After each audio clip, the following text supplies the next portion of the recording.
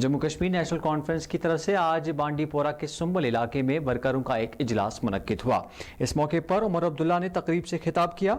उन्होंने कहा कि जम्मू कश्मीर में साजगार हालत कायम करने का दावा करना लोगों को धोखा देने के बराबर है। उन्होंने कहा कि जम्मू कश्मीर में तसादुम आराइयां और शहरी हलाकतों का सिलसिला बदस्तूर जारी है।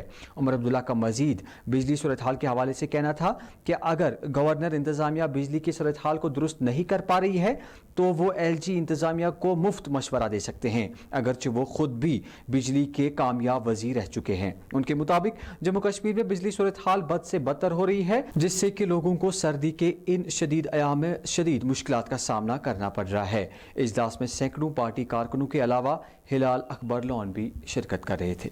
ये कहना कि अकबर लोन साहब का इन्फ्लुएंस था, ये गलत होगा। अकबर लोन साहब का इन्फ्लुएंस है और आगे भी रहेगा, लेकिन ये भी दुरुस्त है कि उनकी तबीयत कुछ ठीक नहीं रहती इन दिनों। और जाहिर सी बात है कि आने वाला जो अगले साल पार्लियामेंट इलेक्शन होगा उसमें अकबर लोन साहब खुद नेशनल कॉन्फ्रेंस के तरफ से कैंडिडेट नहीं रह पाएंगे, इस बात के बावजूद कि हम चाहेंगे कि वो रहे। ऐसे हालात में नेशनल कॉन्फ्रेंस की जो पार्लिमानी बोर्ड है वो बैठेगी, हालात का जायज़ा लेने के बाद जो सबसे बेहतरीन नॉर्थ कश्मीर के लिए कैंडिडेट हमारे नज़र में होगा उनको हम लोगों के सामने पेश करेंगे। उन्होंने कहाँ से शुरू किया? नहीं ना, सियासत उनकी कहाँ से शुरू हुई? PDP से। तो जहाँ वो एक इल्ज़ाम रिवायती पार्टियों के खिलाफ लगा रहे हैं, वहाँ अपने खिलाफ भी इल्ज़ाम लग रहा है। वो पहले खुद माफ़ी मांगे, फिर हमसे सफाई मांगे। कहीं पे नॉर्मलसी नहीं है।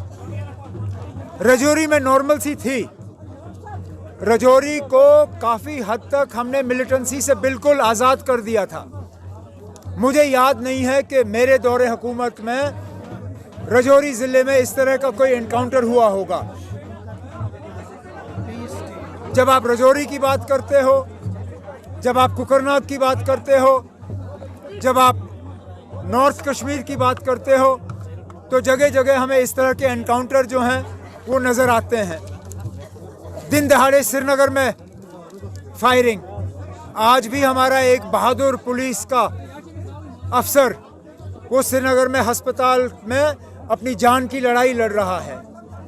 जो भी आज नॉर्मलसी का दावा कर रहे हैं वो न सिर्फ अपने आप को धोखे में रख रहे हैं बल्कि मुल्क के लोगों को धोखा दे रहे हैं। नॉर्मलसी है नहीं जम्मू कश्मीर में।